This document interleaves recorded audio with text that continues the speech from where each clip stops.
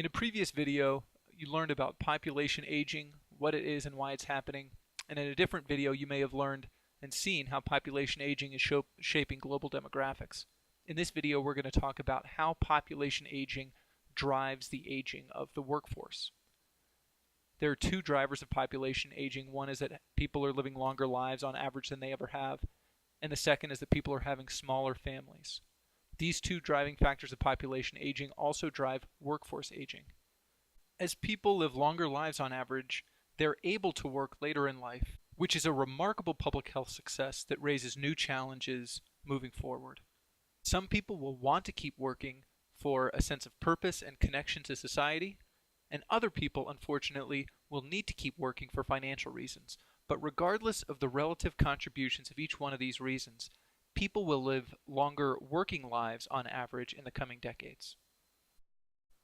When people have smaller families than they used to, that's going to shift the ratio of younger workers relative to the number of retirees in the population. This ratio of younger workers to retirees is really important for economic reasons that we'll get to eventually. But take my word for it for now that this is going to have an important impact on the workforce. So just as these two primary drivers of population aging are leading to a shift in the age structure of the population, both in the US and in many other developed and developing countries, these same two drivers are leading to a shift in the age structure of the workforce. And if you want to take my word for it, you can stop the video right now. But if you want to see some evidence, you should keep watching. We're going to start by looking at the labor force participation rate of workers 65 and over, which is the number of people in the population who are 65 and over who are working or who are looking for work, divided by the total population of people 65 and over. So what's really important here is that it includes people who are working as well as people who are looking for work. So to point to some specific data, in 1950 about 27% of the population in the US over 65 was either working or looking for work. The percentage was higher among men. More than 45% of men were working or looking for work, whereas less than 10% of women 65 and over were working or looking for work. And you can see over time something that we all know happened. During the 1950s and 1960s, retiring at 65 became a lot more common than it used to be due to private pension plans and Social Security. Until the mid-1980s, there was a low point of about 10.8% of people 65 and over were participating in the labor force. And since then, it's actually become less common to retire at 65 than it was in the 1980s. So we see the labor force participation rate of workers 65 and over increasing steadily from the 1980s up until 2010 and into the future, the projected estimates for men and for women in 2020. Now to switch our focus to the percent distribution of the labor force by age during that same period, we can see that by 2020, 25% of the labor force is going to be 55 years or older.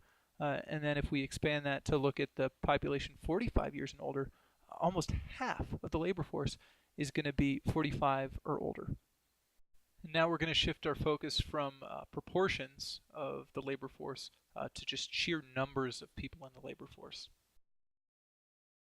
Already by 2011, there were 42.5 million workers in the US labor force who were 55 years and over. And when you include people who were 45 and over, the number reaches 66.3 million. These numbers are only going to increase in the coming decades. You may recognize these types of graphs as population pyramids. The nice thing about these population pyramids is that they show the labor force in blue as a portion of the overall population.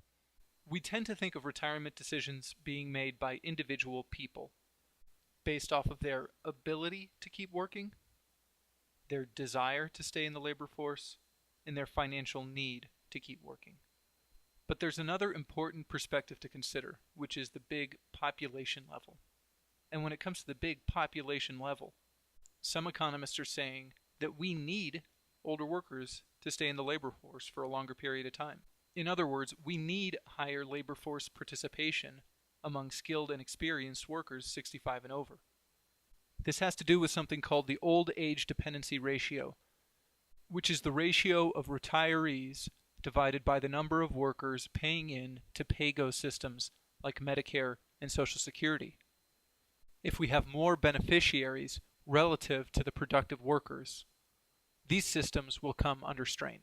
Lengthening people's productivity is one potential solution. Just to pull an example from the popular news media, an article written in April of 2011 in The Economist says that the current plans to raise the retirement age are not bold enough, which leads to the question that we're all trying to answer, including the baby boomers themselves: how late will baby boomers stay in the labor force?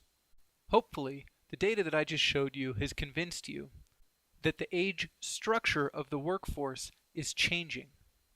So as workers make their individual decisions about when to retire, we're confident, based off the demographic data that's available, that we'll have more older workers, which raises another question, which is what can employers do to optimize the skills and the experience that older workers bring to the table, which is what we'll begin to address in the subsequent videos in this series.